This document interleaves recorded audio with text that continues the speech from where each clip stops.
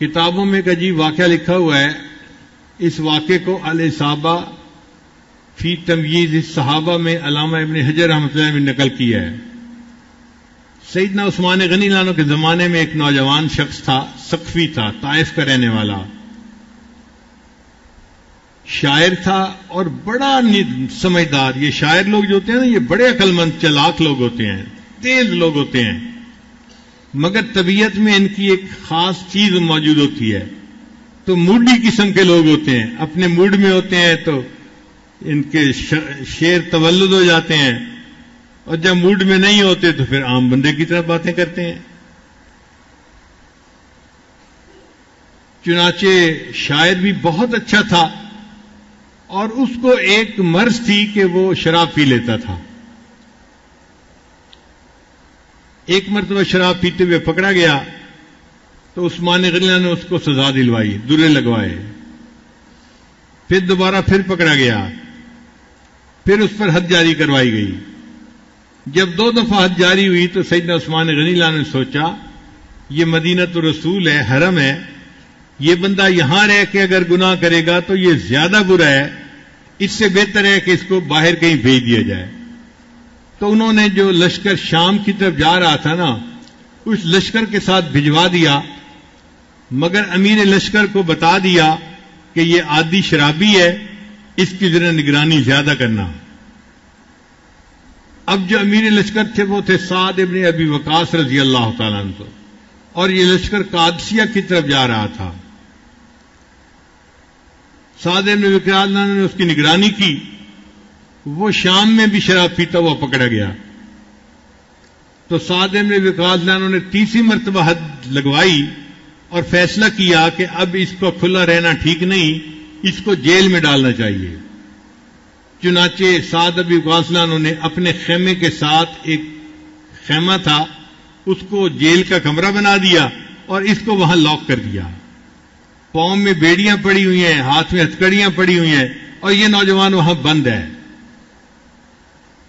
اور اس کی نگرانی سعد ابن ابی وقاص خود کر رہے تھے کہ قیدی کہیں بھاگ نہ جائے. اللہ کی شان کے ادھر سے مسلمانوں نے جہاد شروع کر دیا. مسلمانوں کے مقابلے میں رستم آیا. رستم کے پاس 3 لاکھ فوج تھی اور مسلمانوں کی کل تعداد 30,000 تھی. اب آپ بتائیں 3 لاکھ کے مقابلے میں 30,000 تو نظر ہی نہیں آتے کہاں کھڑے ہیں. اور یہ جنگ 9 دن رہی. کافروں کی چونکہ تعداد زیادہ تھی لہذا کافر جو تھے وہ غالب نظر آتے تھے اور مسلمان کمزور محسوس ہو رہے تھے. چونکہ جہاں ایک مسلمان ہوتا تھا، ایک مسلمان کو 30 کافروں نے گھیرا ہوا ہوتا تھا، تو مسلمان بھی شہید ہو رہے تھے، کثرت کی وجہ سے تھک جاتے تھے. اب 2-3 دن کے بعد خبر عام ہونی شروع ہو گئی کہ مسلمانوں کو شکست ہو رہی ہے اور کافر جیت رہے ہیں. اور ویسے بھی رستم کا دبدبہ تھا، وہ بڑا بہادر مانا جاتا تھا، تو لوگ سمجھتے تھے کہ رستم کی وجہ سے اس کی فوج بڑے جوش و خروش میں تھی اور لڑ رہی تھی. اب جب مسلمان کمزور تھے اور شکست کھا رہے تھے تو ہمتیں پست ہو رہی تھیں. تو یہ خبر بالآخر عورتوں تک بھی پہنچی، خیمے تک بھی پہنچی. تو وہ جو قیدی تھا نا، ابو محجن ثقفی اس کا نام تھا، اس نے بچوں کی طرح اونچا اونچا رونا شروع کر دیا، جیسے کوئی بچہ رو رہا ہوتا ہے اس طرح اونچا اونچا. اب ایک نوجوان آدمی ہے اور وہ بچوں کی طرح رو رہا ہے، چیخ رہا ہے، چلا رہا ہے. تو سعد ابن ابی وقاص عنہ کی جو بیوی تھی ان کا نام تھا سلمہ، صحابیہ تھی رضی اللہ تعالی عنہا. وہ حیران ہوئی کہ بچوں کی طرح کون رو رہا ہے. انہیں بتایا گیا جی کہ آپ کے ساتھ والے خیمے میں جو قیدی تھا وہ رو رہا ہے. انہوں نے بندے کو بھیجا کہ بھئی جاؤ دیکھو وہ کیوں رو رہا ہے. بندے نے آ کے بتایا کہ جی وہ بندہ اس لیے رو رہا ہے کہ اس نے خبر سنی ہے مسلمانوں کو شکست ہو رہی ہے اور اس سے یہ بات برداشت نہیں ہو رہی. اور وہ رو رہا ہے کہ میری جوانی کا کیا فائدہ، یہ اتنا تندرست جسم جو مجھے دیا ہے اللہ نے، اس جسم کا کیا فائدہ کہ میرے جیتے جی مسلمانوں کو شکست ہو جائے، کاش میں آزاد ہوتا، یہ بیڑیاں کھل جاتی، یہ ہتھکڑیاں کھل جاتی، تو آج میں مسلمانوں کے ساتھ مل کے جہاد کرتا اور اسلام کی تقویت کا سبب بنتا۔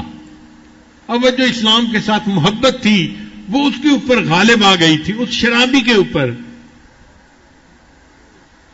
جب سلمہ رضی اللہ تعالیٰ عنہ نے یہ بات سنی تو انہوں نے پھر ابو محجن سقفی سے خود بات کی کہ بھئی تو شرابی آدمی ہے اور تو اتنا اظہار کر رہا ہے کہ اللہ اور اس کے رسول سے محبت ہے اور میں اس لیے رو رہا ہوں۔ اس نے کہا جی کہ میں شرابی ضرور ہوں، میری عادت ہے، میں پی جاتا ہوں، لیکن میرے دل میں اللہ اور اس کے رسول کی محبت ہے اور میں بالکل صحیح کہہ رہا ہوں، آج اگر مجھے آزاد کر دیا جائے تو شاید میں دین اسلام کے کام آ جاؤں۔ سلمہ نے پوچھا اس کا کیا حل ہے؟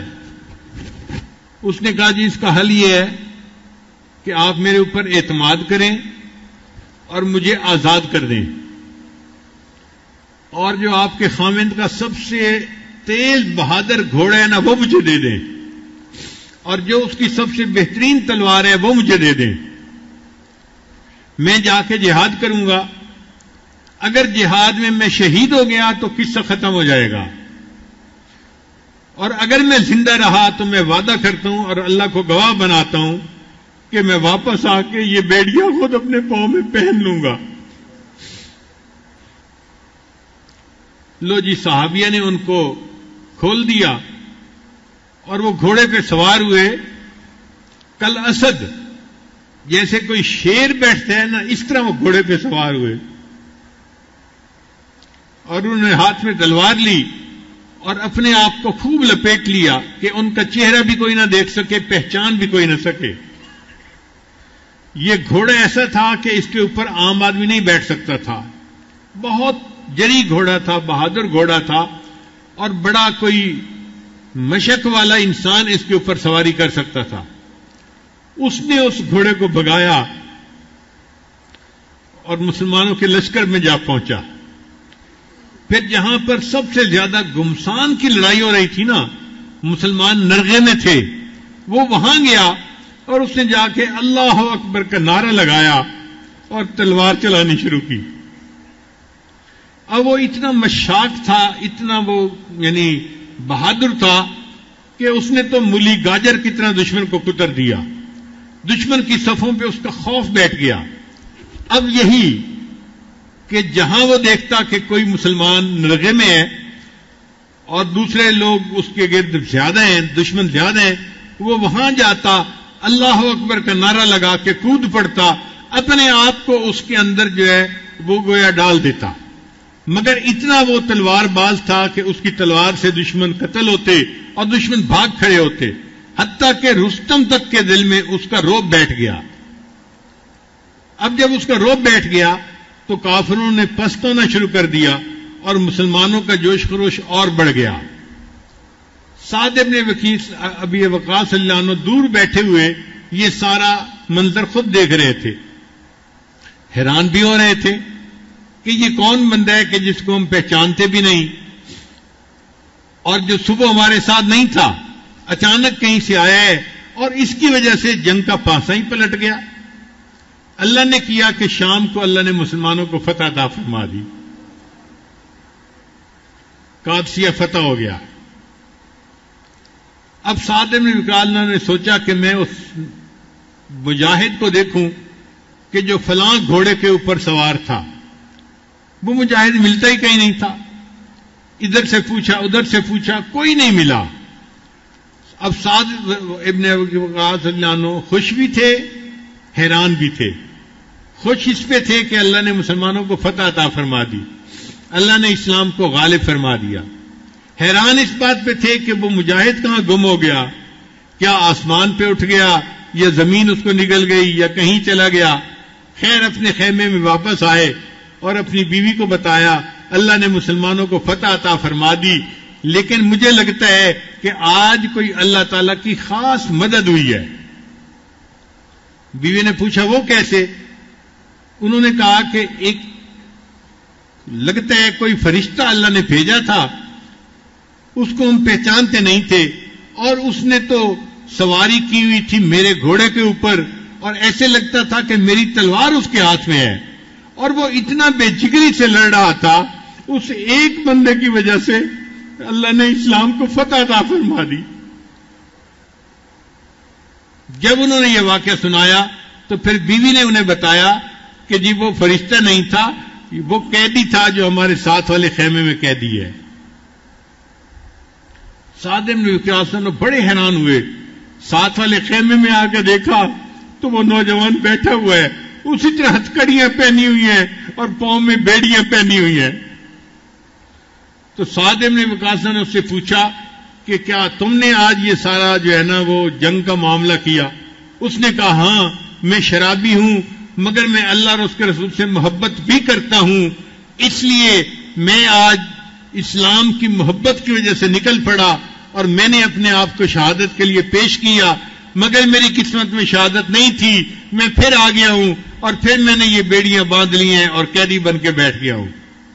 سعد بن وقاص نے فرمایا کہ میں اپنے ہاتھ سے تمہاری ہتھکڑیاں کھولتا ہوں، اور آج کے بعد اگر تو شراب پیے گا بھی صحیح تو میں تمہارے اوپر حد نہیں جاری کروں گا، تمہارے دل میں اگر اللہ کی محبت اتنی ہے تو میں تمہارے اوپر حد نہیں جاری کروں گا۔